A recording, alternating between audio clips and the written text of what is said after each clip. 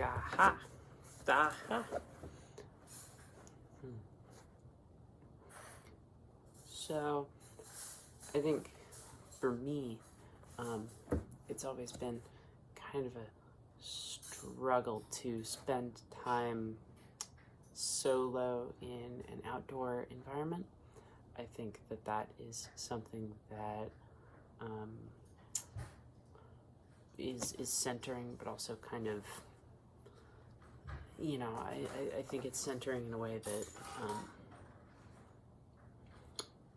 separates me from distractions that would otherwise maybe not help me, but allow me to feel more numb, I guess, to just kind of the general feelings and anxieties and antsinesses that I get about all sorts of stuff. And so I think having the opportunity to spend a few hours outside alone for this class was a really wonderful but also kind of difficult experience. I did it while I was camping, and I separated myself from the campsite and stuff, and I went and I hung out on my own, and I just kind of walked around in the woods and went down to the beach, and I think it was really great getting an opportunity to look at the moss and get looked back at kind of one-on-one. I think the way that the ocean kind of breathes and sort of lulls you into kind of a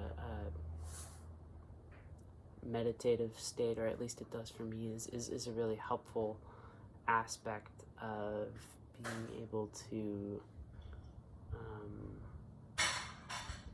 I guess feel sort of some peace. I like the kind of white noise thing, and so I really appreciated that.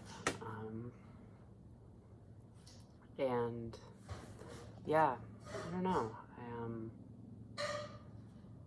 I spent a lot of time thinking about life, but also about trying not to think, and I think that I run into that a lot when I'm meditating. Is it's always kind of a battle between thinking about stuff that seems pressing in the moment and sort of separating myself from that and kind of letting myself just be, and there's like a definite intention that goes into that. You got to kind of pull yourself into that mindset, kind of let the river flow past you, or I don't know, I've kind of thought about it before, kind of like it's like I'm in a bathtub and I'm sort of there's the water in the bathtub, and I want to push myself into where I can see the water, but kind of keep myself separated, maybe in a bowl or something, so like I can look at it, but I'm not getting wet, I'm not getting overwhelmed by those feelings and those thoughts that I'm having, and or letting them kind of take control of me. And I think that standing in a river in my head kind of seems like a better analogy a little bit, because it doesn't it feels more peaceful. It feels like there's intention. I think the bowl thing is a great idea, but I think the way that it sort of makes me feel like I'm forcing something doesn't really feel like it matches sort of what I want to be feeling. And I think that being out by the ocean and among the giant trees, I mean, they're not quite as giant as they could be, right? Because a lot of them were logged, but I think that really, enabled kind of a really clear, sort of clean feeling headspace.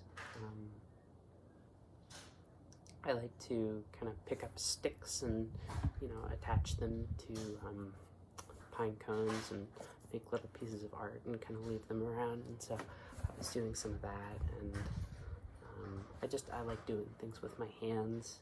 I was barefoot, and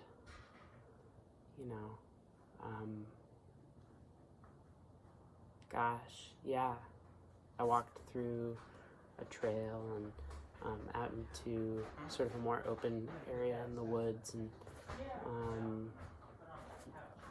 had the opportunity to sort of sit and spend some time that was less task motivated as well. And I think that task motivation is a really nice sort of headspace, the way that you can kind of be mindful at the same time as sort of pulling yourself away from your thoughts. You're mindful, you're intentional, you're focusing as you're kind of constructing something or really doing any sort of hands-on work, but you're not necessarily your brain is able to kind of enter a headspace where it takes less energy to do that. I feel that when I play guitar. I feel that when I draw a picture or make a painting.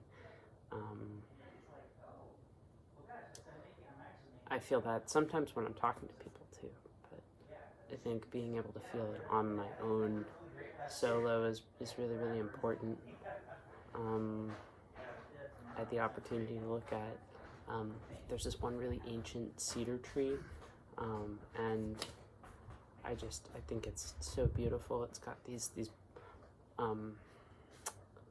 so it kind of twists around, and it has this other sort of central pillar rising up that kind of forces the bigger part of it out of the way, and it's got all these plants growing on it and these sort of twisting branches, and it's incredibly beautiful.